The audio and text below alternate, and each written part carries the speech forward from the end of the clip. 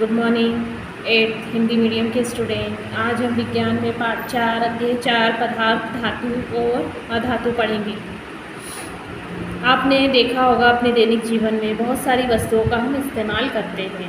उसमें कुछ लोहे की बनी होती है, कुछ एल्यूमिनियम की, तांबे की। ये सब पदार्थों से हम परिचित हैं। अब पदार्थों की दिखावट और कठोरता।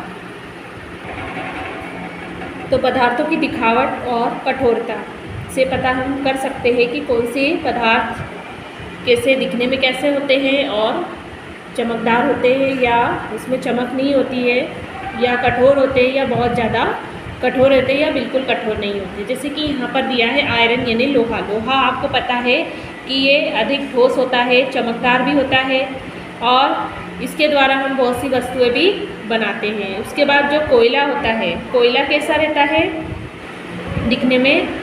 कोयला ना ज़्यादा कठोर होता है ना ज़्यादा सॉफ्ट होता है। इसके बाद सल्फर यानी गंधक। अब गंधक कैसा होता है? ये भी सॉफ्ट भी नहीं होता है और कठोर भी नहीं होता है, दिखने में ये चमकदार होता है। एल्यूमिनियम भी कठोर होता है। हम एल्यूमिनियम के बहुत सारे केबल और एरोप्लेन वगैरह का हमने देखा है, ये चमकदार कठोर होता है। कॉपर भी उसी के अंतर्गत आता है। ये इससे इलेक्ट्रिक वायर और केबल वगैरह बनाई जाती है। इसके अलावा और भी बहुत सारे पदार्थ हैं जो हम देखते हैं अपने दैनिक जीवन में। धातुओं का अधातुओं से अंतर उनके भौतिक और रासायनिक गुणों के आधार पर होता है। अब ये तो हमने देखी धातु, अधातु भी होती है और धातु भी होती है।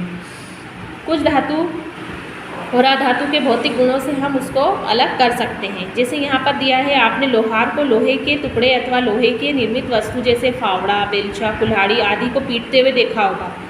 क्या इन वस्तुओं को पीटने पर आप इनके आकार में कोई परिवर्तन पाते हैं? हाँ, ऐसा होता है। जब हम देखते हैं कि लोहार क्या करता है, किसी वस्तु को गर्म करके इसको पीटता है तो उसके आकार में परिवर्तन हो जाता है। लेकिन क्या कोयले के टुकड़े को पीटने पर परिवर्तन होता है? नहीं, ऐसा नहीं होता। कोयला क्या हो जाता है?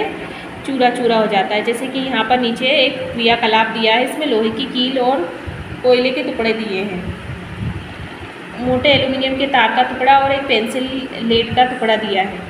अब इनको क्या करना है? बारी बारी से हथौड़े से तोड़ना है। जोर से पीटने पर प्रयास जब हम करते हैं तो एल्यूमिनियम के तार पर भी जोर से चोट पहुंचेगी और कोयले के तो टुकड़े हो जाएंगे और पेंसिल की जो लेड है, ऊपर की जो अंदर की जो लीड होती है, वो भी क्या हो जाएगी? टूट जाएगी। तो इस प्रकार से हम पा सकते हैं कि जो कोयला है और जो एल्यूमिनियम का तार है उसके आकार में परिवर्तन हुआ, वो टूटा नहीं। लोहे की कील टूटी नहीं, पेंसिल की लीड क्या हो गई? टूट गई और कोयले का चूरा चूरा हो गया, टुकड़े हो गए। आपने देखा कि लोहे की कील और एल्यूमिनियम के तार को पीटने पर उनका आकार परिवर्तित हो गया।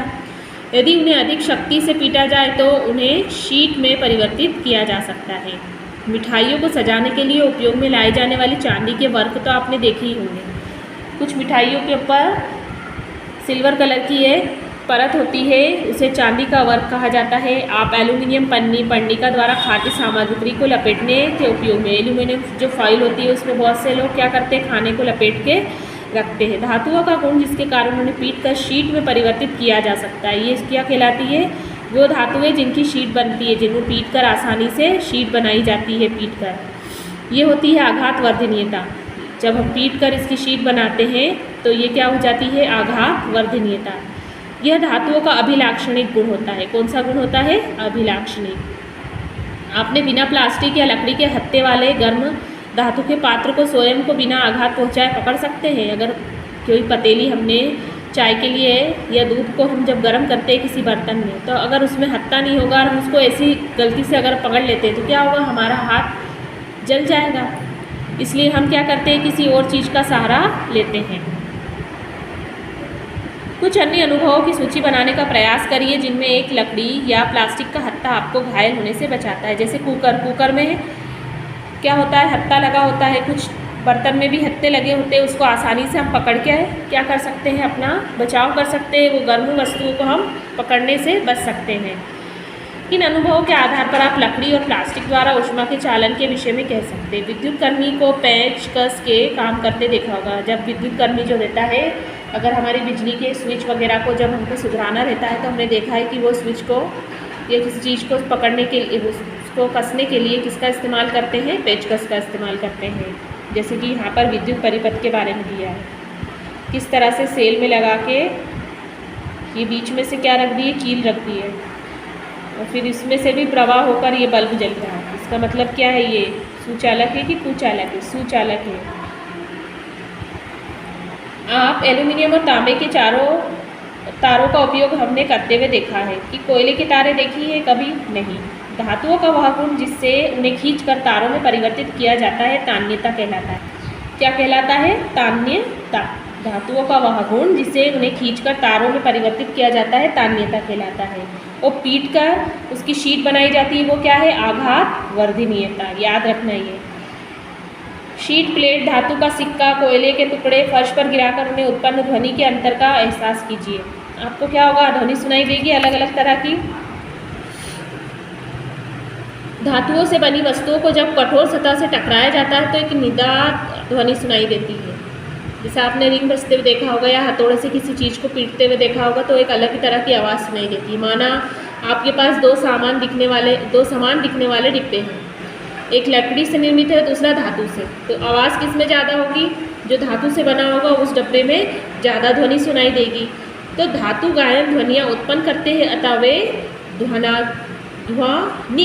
ध्वनिक कहलाते हैं। ये भी इसका एक गुण हो गया। आघातवर्धनीयता, तान्यता और ध्वनिक। धातु के अलावा अन्य पदार्थ ध्वनिक नहीं होते। क्रियाकलाप करने पर हम इसे समझ सकते हैं। कुछ कठोर, चमकीले, आघातवर्धनीय, तान्य, ध्वनिक, ऊष्मा, विद्युत के सुचालक होते हैं, जिनमें सामान्यतः ये गुण होते हैं। धातु के नाम जिसमें ये सारे गुण मौजूद होते हैं। कठोर होते हैं, चमकीले होते हैं, आघातवर्धनीय होते हैं, तन्य होते हैं, ध्वनिक होते हैं, ऊष्मा व विद्युत के सुचालक होते हैं। ये सब किसके अंतर्गत आते हैं? ये सारे गुण धातु के अंतर्गत। धातुओं के उदाहरण iron, copper, aluminium, calcium, magnesium आदि हैं। इसके विपरीत कोयले और सल्फर जैसे पदार्थ नरम होते हैं तथा दिखने में मलिन, और ये हथौड़े की हल्की चोट से ही क्या हो जाते हैं? चूरा हो जाते हैं। ये ध्वनिक नहीं होते हैं। ऊष्मा और विद्युत के कुचालक होते हैं। ये क्या कहलाते हैं? अधातु कहलाते हैं। जैसे सल्फर, कार्बन, ऑक्सीजन, फास्फोरस, ये अधातु के अंतर्गत आते हैं। यहाँ तक आपको इस पाठ को पढ़ना है।